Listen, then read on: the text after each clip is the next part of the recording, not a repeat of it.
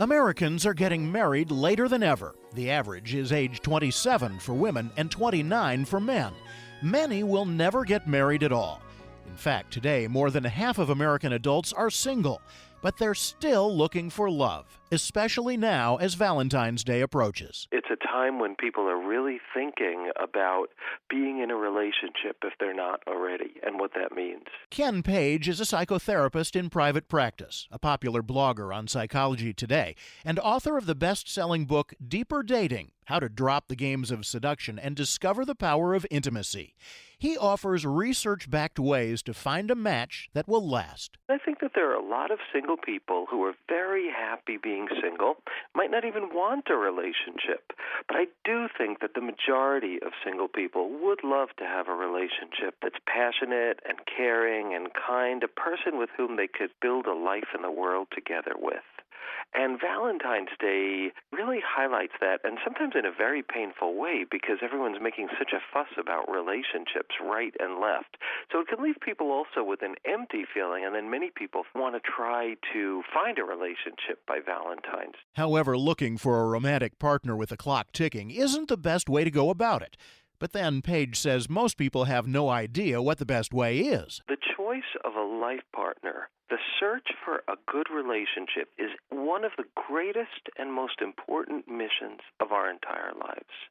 You know, the quality of our days, our nights, our children's lives, our futures depend on the quality of our primary relationship more than perhaps anything else.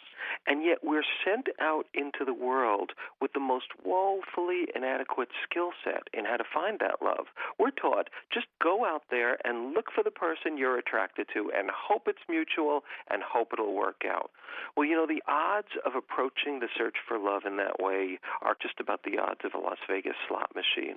They're not really good.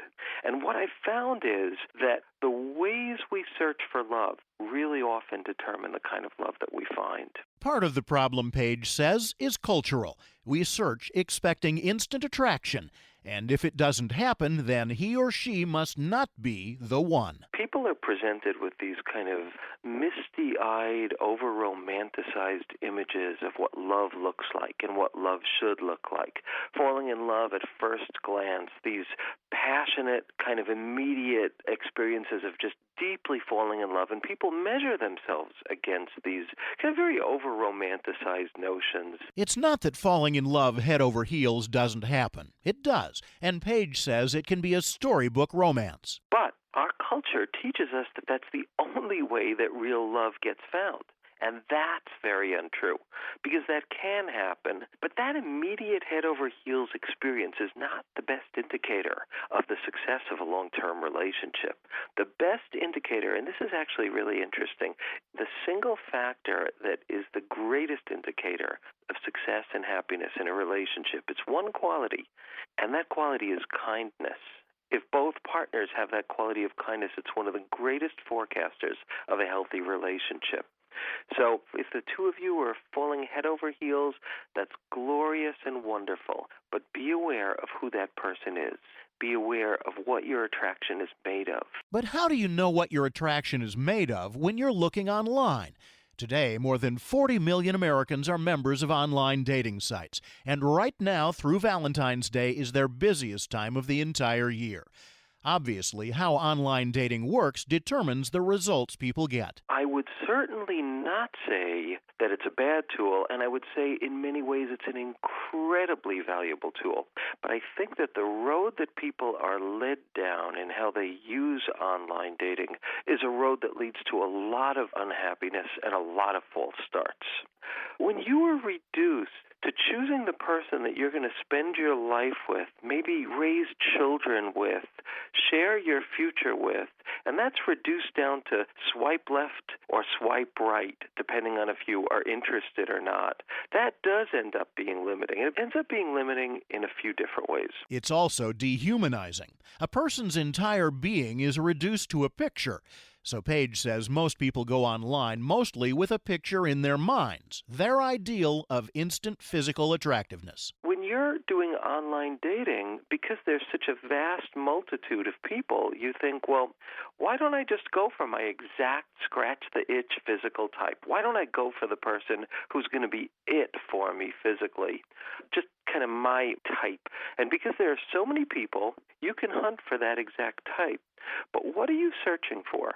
You're searching for a set of cheekbones, a kind of shape of eyes, an exact physique that has nothing to do with the human being underneath that. That's nothing like meeting somebody in person.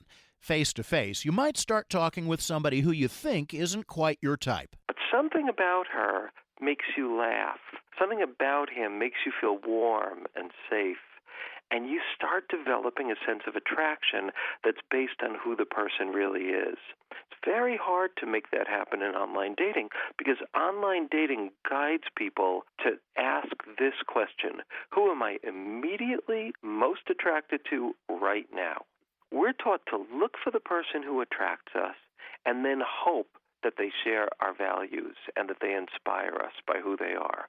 Well, it's not smart to do it that way. We need to place inspiration on the same level or even a higher level than we place immediate physical attraction. Paige says a good match needs to have some physical attraction, but the object of your affections doesn't have to be a 10. Many of the best matches are with people you might think are a 5 or a 6 or a 7. If somebody seems like they could be in the ballpark of attraction, take the next step and read what the profile has to say. If you see qualities of inspiration there, you might want to take the next step and speak to the person. But the truth is that attractions can grow, that we can be attracted to people who excite us but aren't good for us. And we can also be attracted to people who excite us and are good for us. These are what I call attractions of inspiration. Those are attractions where we're attracted to somebody because we respect who they are. We like how they treat us. We like the kind of person they're trying to be in the world. And we like who we become when we're with them. Those are the relationships that are the path to happiness. And if you have an absolutely incredible physical attraction, Paige says it might be reason to put up warning flags. Couples theory teaches us the people who attract us the most intensely, the people who make us weak-kneed, often do so not just because they're attractive, but because on some unconscious level they remind us they have some of the most painful qualities that our primary caregivers, usually our parents, had as well. And unconsciously we feel that they are capable of hurting us in some similar ways that we've been hurt. And we want to get them to finally love us right. Now, most of this is unconscious, but God, is it compelling. And those attractions are so powerful because unconsciously we feel like if we can win this person over, we'll have healed a wound from childhood. We'll have somehow gone back to the original scene of the crime and gotten healing. Okay, now that you know what to look for in others on an online dating site, how do you present yourself? If you are reduced to a picture, what should it say? You want pictures that make you look attractive, of course, and don't look like you're just looking to hook up. You want pictures that make you look attractive but are not overly seductive, because that leads to a sense of distrust. But what you also want is a picture that not just makes you look good, but kind of shows who you are. The kind of picture that you look at it or your friends look at it and they say, yeah, that captures you. And those are the kind of pictures that just kind of offer a little bit of a glint of who you really are. And then there's your profile. People think that it's very important to write a very witty profile. Well, I can pretty much assure you that a witty profile might win some, but it's not the key to what's going to find you love. What does is writing a profile that really reveals who you are, that has warmth, that has vulnerability, and that has authenticity. A lot of people in their profile also give a long list of the things that they don't want and the things that they do want. And I really recommend that people pull back on that. There's some definites. Maybe, for example, you want someone who's not a smoker, and that's just definite, and that's really fine. But you don't want to give a kind of list, a long litany of what you're looking for and what you're not, because that doesn't invite people. It pushes people away. But even if you avoid that temptation and seem to have found your perfect match, there's still one very big hurdle to overcome, what Page calls the wave of distance, the single biggest saboteur of new love. He says most new couples go through it. You meet somebody, you've got some attraction to them, and then over the next few dates you find that they are kind and decent and consistent and available, and they like you back. And all of a sudden your interest plummets. They go down in value in your head, and you want to go back to the hunt. You think, maybe I can do better. Or you find that all of a sudden their laugh just irritates you incredibly. You find these little things that are just really frustrating. And then you think, well, my attraction's gone away. I better keep looking. I better not lead this person on, because that's not going to be fair to them. And you leave.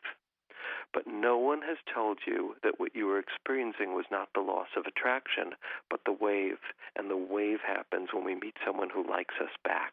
Page says what most people don't know is that the wave is a manifestation of fear. It's normal, and most of the time it passes. So he says, don't run. Give it some time, and maybe think about celebrating, because if you experience the wave, you may have found the one. You can find out much more about Ken Page and his book, Deeper Dating, on his website, deeperdatinggifts.com, or through a link on our website, radiohealthjournal.net. I'm Reed Pence. The number one always gets the spotlight, but what about your number two? It's uncomfortable to discuss, but your number two can be an indicator of your gastrointestinal health. Dr. Anish Sheth, gastroenterologist and co-author of the book What's Your Poo Telling You, says constipation is one of the most frequent digestive complaints. Many people experience occasional irregularity, but constipation is generally defined as having fewer than 3 bowel movements a week, and they may be difficult to pass. For constipation that keeps coming back, Dr. Sheth recommends seeing a doctor. He suggests writing down a list of symptoms, how often they occur, and what treatments you've tried. Your doctor needs detailed information to try to identify the cause of your constipation. Recurring constipation could be a symptom of conditions such as irritable bowel syndrome with constipation or chronic idiopathic constipation. And be certain to speak candidly with your doctor to determine how best to manage your condition. For more information, visit aboutyourgut.com. Inventory isn't about products, kid. It's about money. Products sitting on shelves is money sitting on shelves. I hate overstock. I hate understock. I hate wasting time. I hate wasting money. That's why I love Grainger. Grainger KeepStock Solutions help us manage our facility's inventory, so we have exactly what we need when we need it. No more, no less. It's inventory management my way. Get it? Got it? Good. Visit Grainger.com/keepstock for more information. Grainger, for the ones who get it done.